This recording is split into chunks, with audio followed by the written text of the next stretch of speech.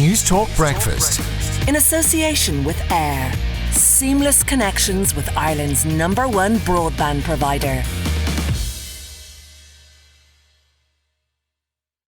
Now, Ireland could be on the path to a return to normality. Please God, make it so. Thanks to the COVID-19 vaccination programme. HSE chiefs have hailed the Irish public's remarkable take-up of the jab for the rollout's success. 71% of all Irish adults are now fully vaccinated against the virus, with 86% partially vaccinated. Huge figures. And joining me now to discuss all of that is Chief Clinical Officer with the HSE, Dr. Colm Henry. Colm, nice to start the show with a positive news story, and credit where credit is due. The vaccination rollout is nothing short of impressive, with potentially it looking like we may outstrip the UK in terms of vaccinations at this point.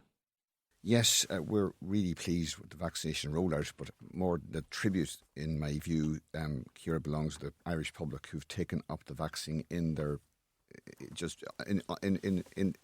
to a degree that we never would have expected. It's been such a positive experience for anyone who's visited the vaccination centres to see those age groups right through from 80s right down to where we are now to people in their 20s.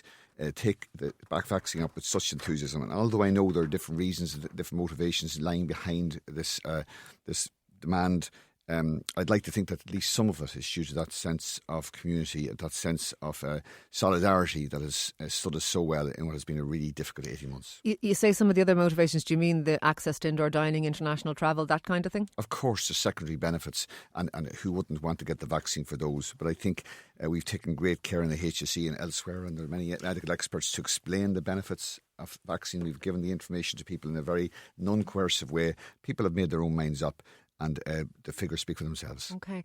You yourself mentioned, I think it was last week, that, you know, with regard to particularly the Delta surge ongoing, that we need to hit about 90% of the population in order to get herd immunity.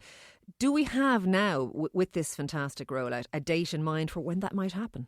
I think there was a response to a question about herd immunity and the target that might be needed to achieve that. And certainly last year, when we looked at what was a more benign version of this virus, the WHO and other organisations and experts felt we needed indicatively to reach about 60 or 70% of the population. We now know we've dealt with two successively more transmissible types of the variant, and I think our aim now is not to reach some maybe elusive goal of 95% or whatever it is of the population, but to vaccinate as many people as possible. The virus being what it is, where it mutates and new versions come along, it may well be that this concept of herd immunity doesn't really apply to something like the virus. Is it a moving, evolving situation? It's a moving, evolving situation, much like the flu. We want to do a bit like the flu, is just get to as many people as possible.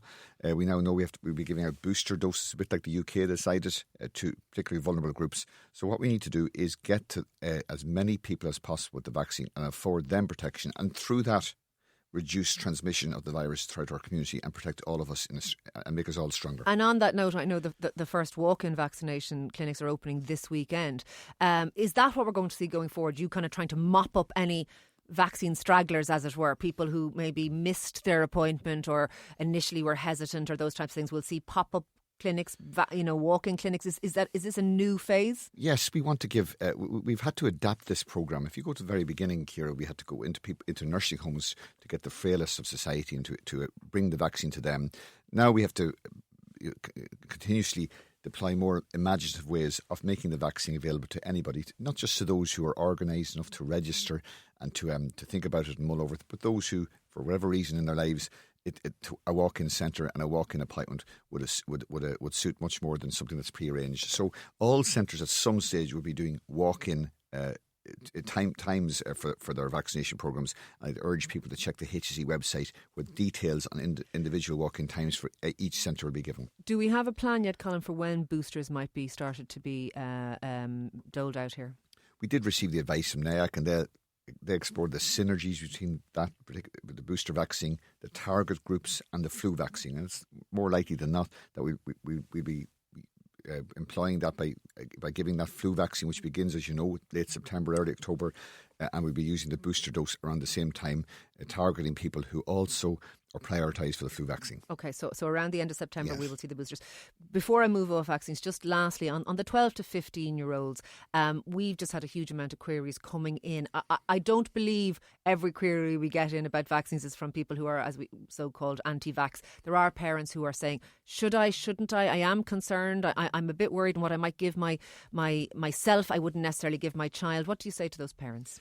Well, the advice has been very considered. I know Professor Karina Butler and her colleagues and I took some time to look over this advice, look over the evidence. And fortunately, COVID and severe COVID is uncommon in children. But nevertheless, it can be disruptive. Nevertheless, there are occasional situations where we see children hospitalised and very rare situations where we see people seriously ill in this age group. So their advice reflects this in that they're strongly advising 12 to 15-year-olds with underlying conditions. They're strongly advising that their parents do bring them forward for vaccination. And for all healthy 12 to 15-year-olds, the balance of risks and benefits are weighed towards getting the vaccine. Hospital capacity at the moment, Colin, how are we doing? Are you planning for an additional surge now, or have we staved off the worst of it?